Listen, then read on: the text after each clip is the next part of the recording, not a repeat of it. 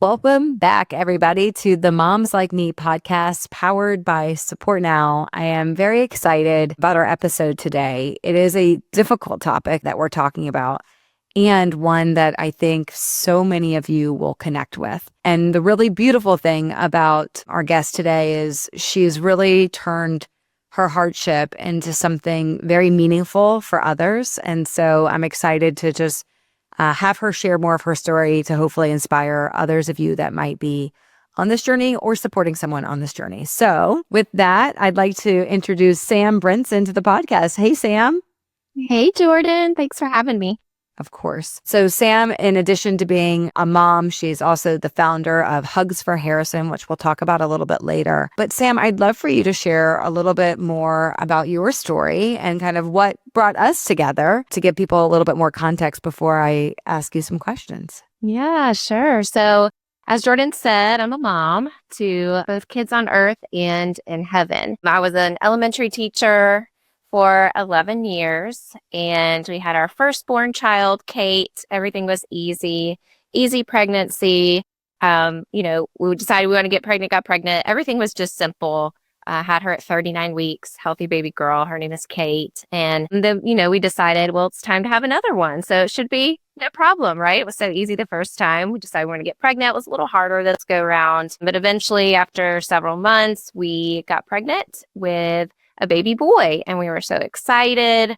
The pregnancy was great for the first trimester, other than morning sickness, which is, for everybody, but they say that's great. That's good news, right? Your hormones are doing the right thing. But then it was a couple days after Christmas, so I was just early into the second trimester, I began to bleed.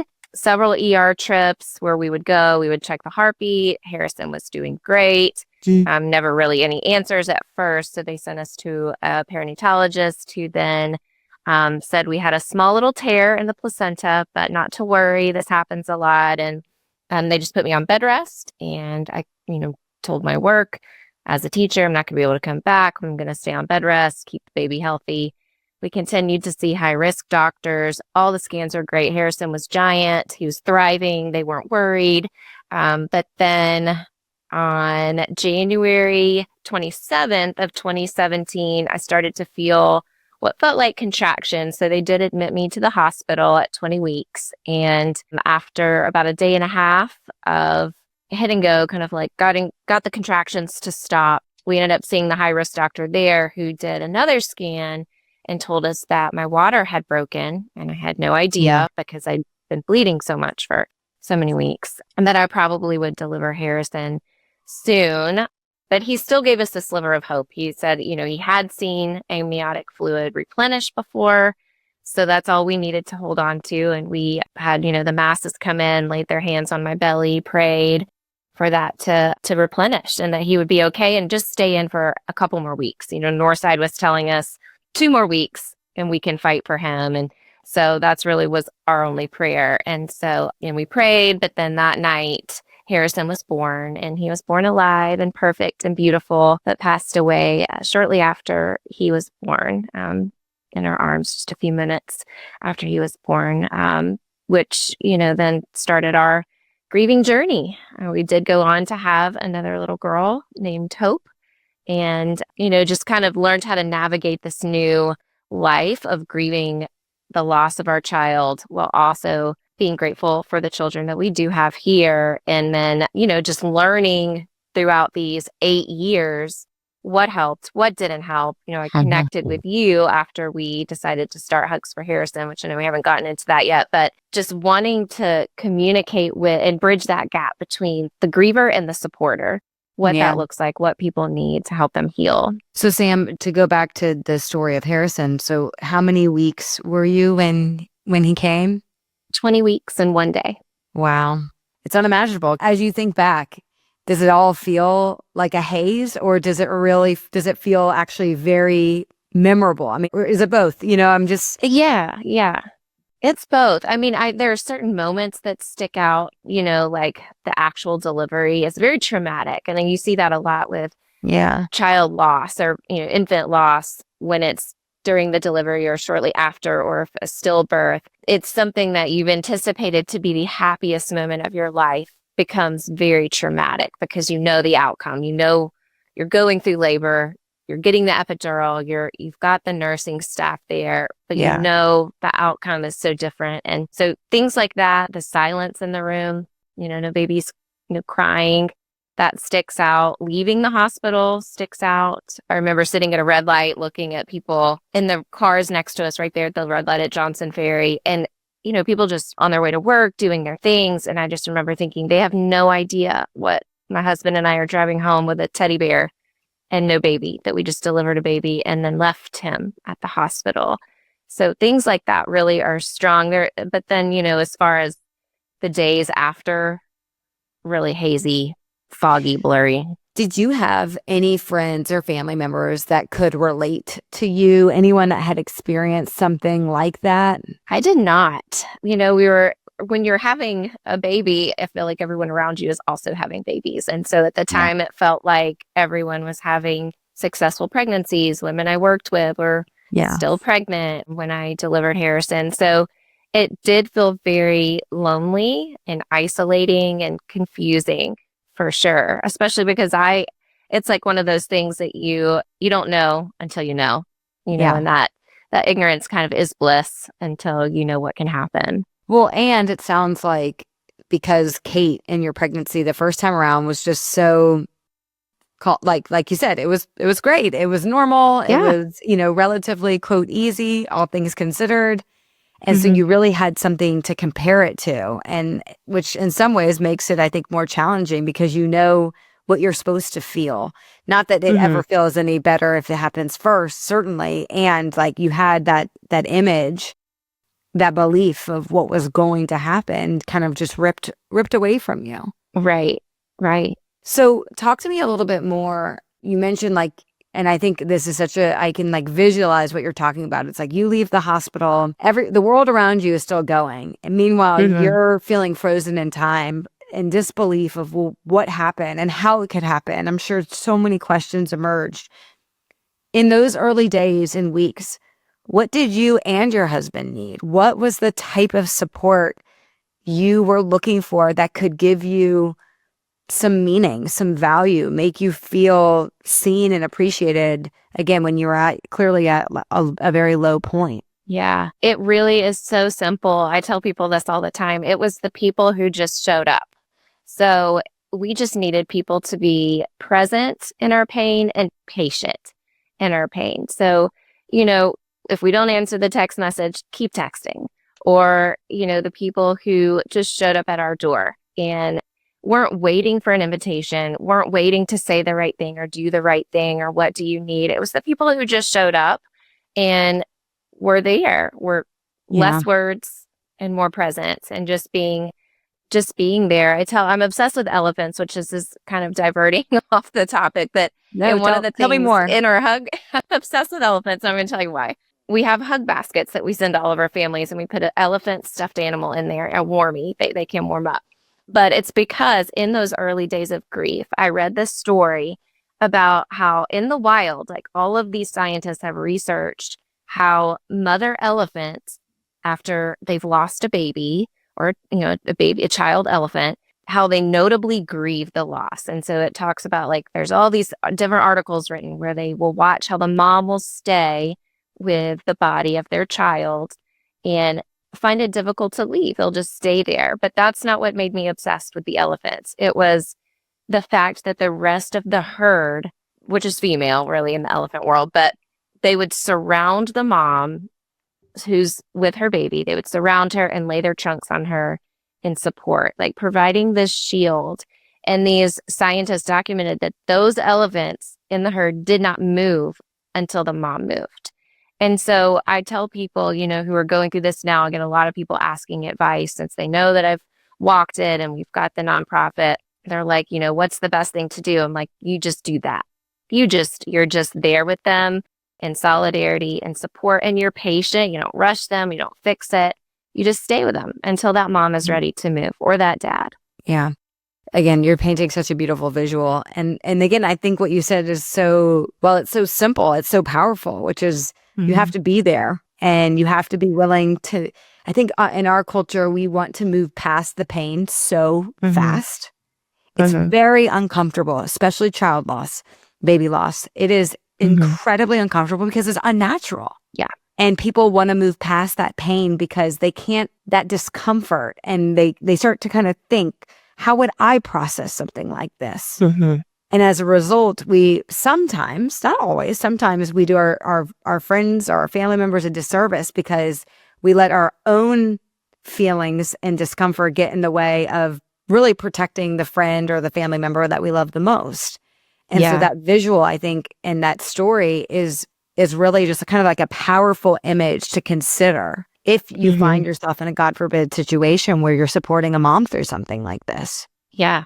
I mean, I tell people too that when you're doing it together, when you're walking together in that pain, because it's so easy to get trapped into our own story of loss. And when you step outside of your own story of loss and pain and suffering and into someone else's, even if you don't feel ready because you're dealing with your own stuff, like we all have stuff, we all have grief in so many different ways, so many different aspects of life. But when you step outside of that and you help lift that weight with someone else, alongside someone else, you realize it gets lighter for both of you. That's like really when the healing takes place for you too. When you're helping someone else, you also feel like you begin to heal too. I mean, Rabbi Earl Grolman, I think he's since passed away, but he was an international recognized bereavement counselor. And he just says that grief shared is grief diminished. And it's so true that if we just walk with each other, even though it is inconvenient and it's uncomfortable, it requires you to be patient and it requires you to be okay in those messy, dark places with whoever needs you. You're going to need it too someday. And so when we're walking together in community and lifting that heavy weight of grief together, it really gets lighter. And so the true healing can really start to take place. You know, it's super well documented, and people say it all the time, that grief never goes away. It's also well documented that grief is not linear. How would you describe where you are in your grief today?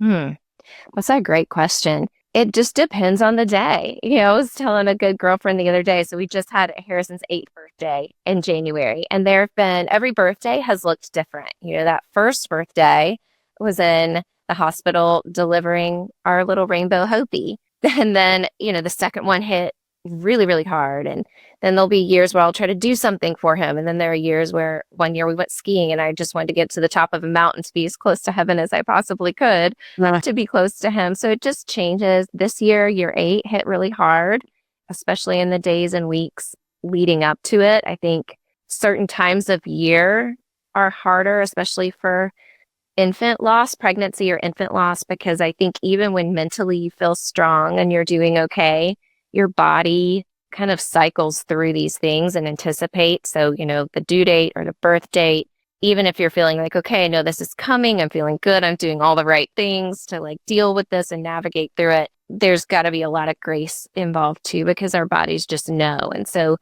it just depends on the day. Yeah. I think that's important. It's like even 8 years out, your days could look different. Your days can be filled with sadness, maybe still a little bit of anger, or, you know, the what if, like, what if he was here? What would it be like? What would our life be like? And some days I'm sure you're just filled with gratitude for Kate and for Hope and for the life that you have. And I'm sure on multiple days, it's all of those things at the same time. And I think what you shared is the most important thing you said, and what you just shared was that it's still there. Oh, yeah, for sure. It's still there. And I think people being more willing to share about that is so important. And it also shines a light on something that, you know, gets talked a lot about on social media and just in regular day-to-day life, which is that you never really know what someone's going through. You know, so for you, in the days and weeks leading up to his birth, you know, you might not be the version of Sam that people know to love and adore. And it's just another reminder that you can't see it all, you can't judge, because you just don't know. No, that's right. And a lot of times too, as years go on, the grief gets a little sneakier. So it's still there, but it kind of wears different hats, like anxiety or being really short-tempered. And so, you know, the people that are closest to you that have walked with you in it can then point that out. Brian sometimes will be like, I think you need to go visit Harrison today because I'm snapping at everybody in the house. And it might Yeah. be like the week before his birthday, and I'm not even associating it. I'm thinking, it's just I'm just grumpy, but he can see, but he's walked it. It's Yeah. his story too. And so I think it's important to have those people in your life too that can be like, I think there's that grief underneath whatever, action might be coming out that day that's not so pretty. Before we talk about Hugs for Harrison, I want to ask a question. This might be pushing it. So if you don't want to respond to it, you don't have to. Okay. But maybe this is more for your husband, so it may not be a fair question to ask. You had this son that I'm sure you were very excited about after having a daughter and now having another. Like, how hard is it to grieve just that reality of not having the boy? I mean, Oh my gosh. I feel like that's the question that a lot of people have, because the reality is that people do care about girls and boys and wanting and experiencing both. Maybe not everyone, but a lot of people do. And so I would love, if you're comfortable answering that question, I'd love to just hear you talk about that a little bit. So hard. It is so hard. That was one of the hardest things, I think, in the beginning too, initially, especially for Brian, having his girl first. And Brian, you can't get more like dude than him. Like, he's super athlete, like very mega guy. And he was so excited to have a son and to do all the things. And you start visualizing coaching his baseball game and doing all of that. Even for me, I still have that sting. Every year it's a Halloween in our community. Every year there's a little like dance, mommy, son, date night. They get to do these partner costumes. And every year around that time, I have to like get off social media because I can't, it kills me. Or, little things like that where the gender specific, it does sting a little bit. And I remember when we found out about Hope, we're so grateful. We were so excited to find out we're going to have another baby. I mean, we didn't think, thought we were going to have to do IVF. She ended up being this like spontaneous miracle that we even got pregnant with her after Harrison. But we found out she was a girl. And I remember Brian having to process through that and it being real and okay that there's like that little bit. It's not disappointed in who she is or that she's a girl and then we get another beautiful daughter. It was just everything to do with the grief of what was lost and wanting both, wanting all three of them here, Totally. Again, I think it's such a healthy thing to like label that and say it because that's and it's normal. Like for him, like most men want a boy. Like it's not this wild thing to say. It doesn't, and again, it doesn't mean that they don't love their daughters. It doesn't mean they're not amazing dads. Yeah. It's quite the opposite. They are. Yep. And like so many of it, like I love that. It's like both can be true at the same time. And, I think you sharing kind of the story of like, mother-son dances and things like that. And that even now, taking a break from social media is healthy. And I think that's a good reminder for any mom, regardless of whether or not you've experienced loss, because it is easy to get caught up in all the things that you don't have, a variety of different angles. To end on a more positive note, though, I would love for you to share more about kind of what led you, what really motivated you behind saying, okay, I'm going to turn my grief into a gift for other people, and just share more about Hugs for Harrison and what you all provide for the community. Yeah. Well, thank you. I love talking about Hugs for Harrison. It's my greatest honor. I love it so much. So like I said, I taught elementary school for 11 years. And then after Harrison passed away, I became a stay-at-home mom and was so happy in that job. That was just like everything I'd wanted. I had my 2 little girls and I was home and did that for a few years. And then I just felt this stirring in my heart. I felt God saying, there's something else for you. You're not going to go back to teaching.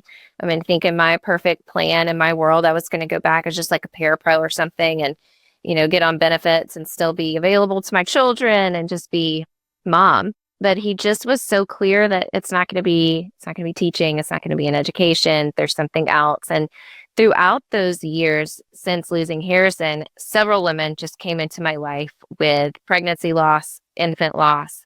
And I would walk with them individually, pray with them, encourage them, just be a part of it. And I realized, walking with this one friend in particular, I call her the ministry before the ministry. My friend Lindsay, she was a coworker of mine. She had a miscarriage, and walked and prayed with her through that loss and then several other losses, and then got to kind of come full circle where she had a successful IVF pregnancy and her little miracle baby. And I was the first person she told, and got to go to the hospital and hold this baby. And I think I got to see this full circle moment of when you walk with someone in really hard places, you get a front row seat to watching the beauty that God creates in their life. Like, you get to be a part of all of that. And so several women would come in and out with their stories, and we'd walk together. And then that just kind of shaped it. Always share them with Brian.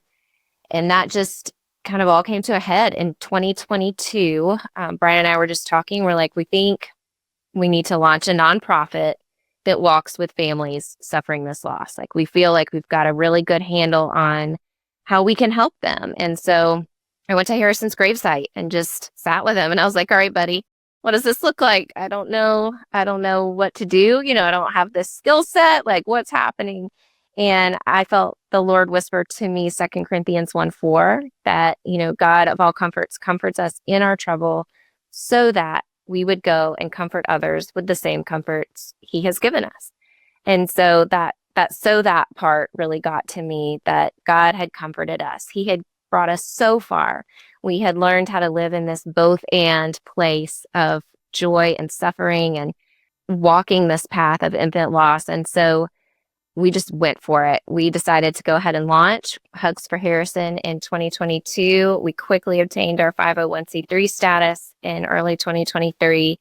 And it's just taken off. And our mission is to provide ongoing comfort and support to families after the loss of a baby, to help them grieve well so they'll find hope and healing with Jesus. And so we give every family a hug basket, which these are not your everyday care package. These things are amazing. It's a huge basket just filled with vetted faith-based resources. So tons of books in there, and it's catered to, types of loss, or married, or if you're not married, or if you have children at home that are suffering and grieving. We've got children's resources in there, a $100 gift card for a meal, a free memorial print. There's custom artwork. There's all kinds of just amazing things in there. And it's like our hug, right? So they can go anywhere in the country. That's kind of our first initial, you're not alone, kind of hug from us to them. And then what we also do is fully fund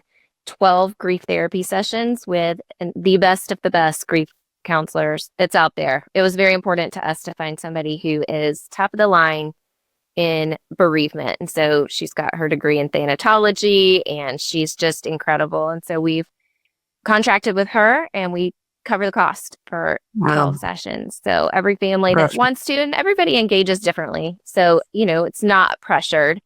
If for therapy to work, you have to want to go. So, but if that's wanted and desired, we encourage it. And then we just set that up. So we take out the legwork of finding someone who's reputable. That's hard enough, right? So we found someone, and we just connect them, and then we pay for it. So it's beautiful. And I have lots of events and different things that we do just to bring the community together, both the lost families and the friends and family that are trying to support them as well. I love it. And one of the things that you said that stood out to me is so that you can grieve well. And when you said that, I kind of smiled, because I could see someone hearing that from the outside saying, how could you possibly grieve well? Yeah. And the reality is you're going to grieve regardless. Mm-hmm.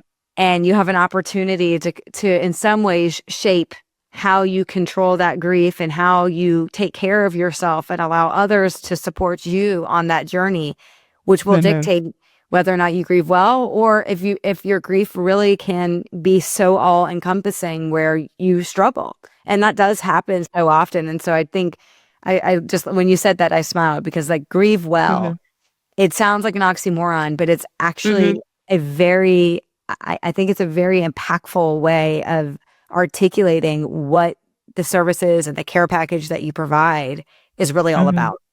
And I love that. Yeah. We have an opportunity. We have a choice in our grief to participate in it, and to go through it, and to participate, and to do the work. It's hard. It's much easier to go under a rock and to numb and to avoid, but the grief isn't going to go anywhere. It's going to be there with you. And so we just have this opportunity and this choice to make if we want to participate. And And to grieve well is kind of our little phrase to just, we can do this. We're going to look at this with a different lens, and we're in it together. I love it, Sam. Thank you so much. For anyone that wants to learn more about Hugs for Harrison, do you mind sharing the website or social handles so they can find you?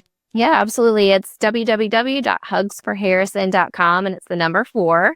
So you can look us up there, see more about what we do. You can contact us if you know someone who's lost a baby or if you've lost a baby. So it's really simple to get connected and to get plugged in. And then we have an Instagram page, which is at hugs4_Harrison. We'd love to have you in our family. Thank you, Sam. And just as a quick kind of wrap up for today's session, Sam and I connected over the shared vision of supporting families through these really difficult moments. And so we've already struck a really beautiful relationship and partnership with families, trying to help them with their community support, whether that's through fundraising, meals, lending a hand, prayer, updates, and more. And so, it is a great honor to be able to kind of serve families alongside of you. Thank you. And, we hope to continue to work together in the future towards helping all families grieve well and really trying to elevate how all supporters come alongside families during these very traumatic moments. So I want to thank you, Sam, for joining us today,